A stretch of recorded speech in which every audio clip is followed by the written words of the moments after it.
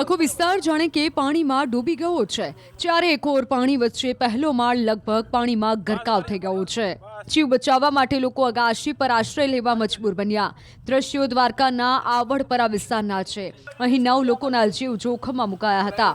નગરપાલિકાની ટીમ તથા પીઆઈએ તરત જ રેસ્ક્યુ ઓપરેશન હાથ ધર્યું। બોટ સાથે ટીમ વિસ્તારમાં પહોંચી, પરંતુ બચાવ કામગીરી દરમિયાન તેણે અનેક મુશ્કેલી વેઠવી પડી, કેમ કે આ વિસ્તારમાં માણસ ડૂબી જાય તેટલું પાણી ભરેલું હતું। आवड़परा विस्तार में रेस्क्यू કરવામાં આવ્યા નગરપાલિકા તથા પોલીસ। હા આઈડિયા લાગે જા ઉડી રાખ્યો જેલો ખોલ લે ઉભારી જીતુભાઈ ઉતરતા નહીં ઉભારી નેટ લગાડી પાણી વધારે છે।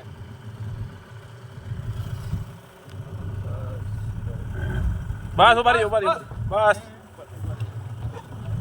ઉભારી જો જીતુભાઈ વધારે છે ના ના વધારે એ ભાઈ આવે બે કરો ઢીલો પકડી લે હા રેડી ઓલી પીન હશે આપણે જવા દો આગળ જવા પાછા લઈ લે જીતુભાઈ નીચે છે ફ્રીજ છે બોટ તો ખાલી ધક્કો મારો તો વહી જાય। હા નીચે ઓલી સ્ટોપ છે તો અંદર જાવ બોટ પાછળ આ લઈ લે હેલ્મેટ લાગી પેલો માળ ડૂબી ગયો હે। દરવાજો પકડી લ્યો સાહેબ ખાલી પકડી રાખો હવે નહીં વાતો નહીં ડૂબકી મારીને દરવાજો ખોલ્યો।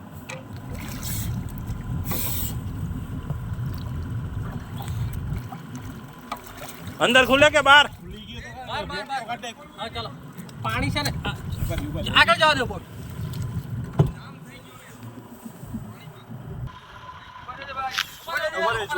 उभा रही जो जीतूभाई छो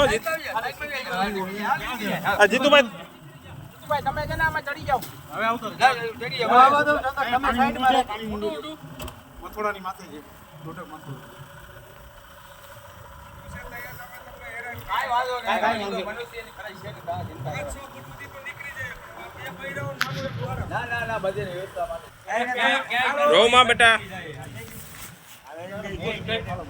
બેન આગળ વહી જાઓ ઉભા રહ્યો કોઈ નહીં મારે તો ભૂખ આજો હા વહી જાઓ બેલેન્સ રાખો બેલેન્સ બે આ બાજુ બેસજો બે આ બાજુ બેસજો હવે વચ્ચે બેહો આપણે બહુ દૂર જવાનું એ જગ્યા મળે બેસી જાઓ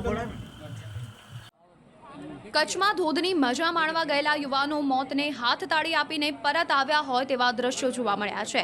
કચ્છના જાણીતા પાલરધુના ધોધ પર યુવાનો ફરવા ગયા હતા, જો કે આ સમયે જ ધોધના વહેણમાં યુવાનો ફસાઈ ગયા હતા અને આશરે 3 કલાક સુધી ઝાડના સહારે ગળાડૂબ પાણીમાં રહેવાનો વારો આવ્યો હતો।